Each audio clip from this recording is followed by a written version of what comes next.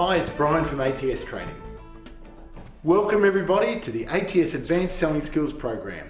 Today we'll be reviewing benefit selling. If we sell our benefits the correct way, it's a very positive thing for both us and our customers. So ideally, what will happen at the end of a benefit sell is we'll have the customer basically sitting on the same side of the table as us. This is probably the first time throughout the entire process that the shield of resistance that we've talked about in the past has actually fallen away. So for once, we're actually talking about how to help each other and working together to get the best outcome for both the customer and ourselves.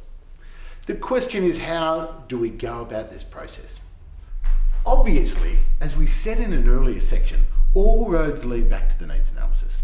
When we think about the needs analysis, we tried to understand what was important to the customer and what they were trying to achieve and do. Understand their needs and build some of that desire. That's all good. However, the time has come where now we need to talk about our recommendations and our benefits and how they're actually going to help the customer. To do this, we need to understand what these things really mean to our customers. Not what they mean to us, but what they mean to our customers. Therefore, the better we are in completing the needs analysis process and finding out these things, the easier our job in selling our benefits is going to be. Imagine a situation where we go out and we sell a benefit, and at the end of the benefit we ask a confirmation question as to whether that was a benefit or not to the customer, and we get a yes. Well, how are we feeling now as a salesperson? I think a little bit more confident than we were just a few minutes ago. All of a sudden, then we decide we need to sell another benefit. And again, at the end of that, we get another yes. So if we imagine this takes place 3 or 4 times throughout the process, and we continue to get these yeses, we'll be in a situation where it's almost logical now to go on to ask for the order. The customer is telling us they're really comfortable with what we've had to offer them, and that the benefits that we have actually meet their needs.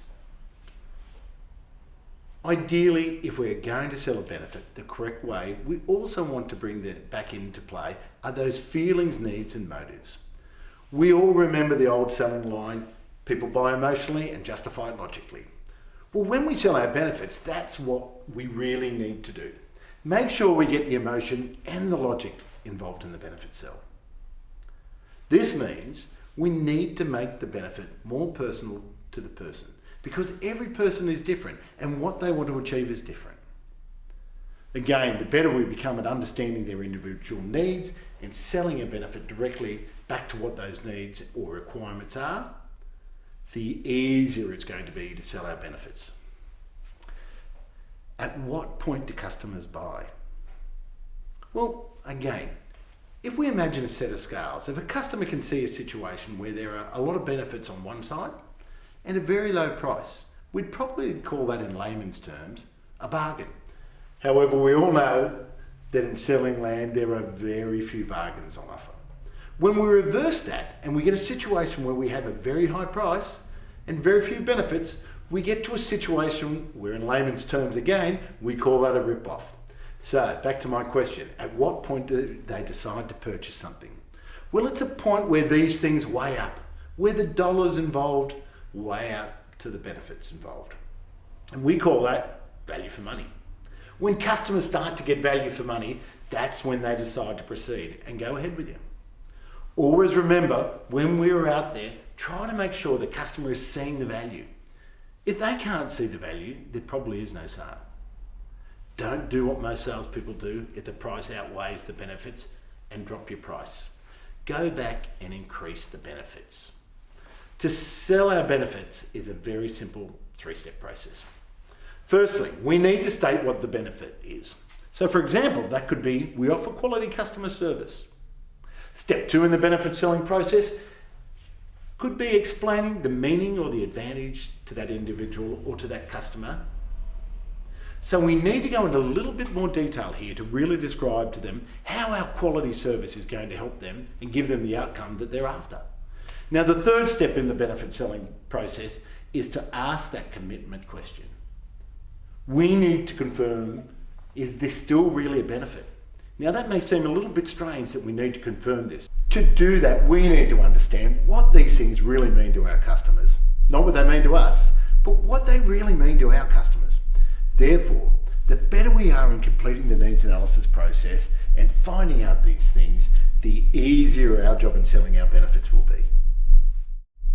They may have had another sales organisation, one of your competitors come in and talk to them. Their needs may have changed also because management may have made different decisions during that week.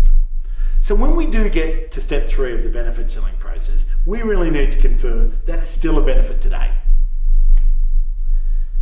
It's a very simple process, so just reminding you about those. We need to firstly state what the benefit is, explain what that means to the customer, and finish that off with a commitment question, trying to confirm that this would really help them. What I'd like you all to do now is use the blue benefit cards in the ATS sales kits and have the manager run a session or 2 of round robins. Thanks for your time today, and I look forward to seeing you in the next section.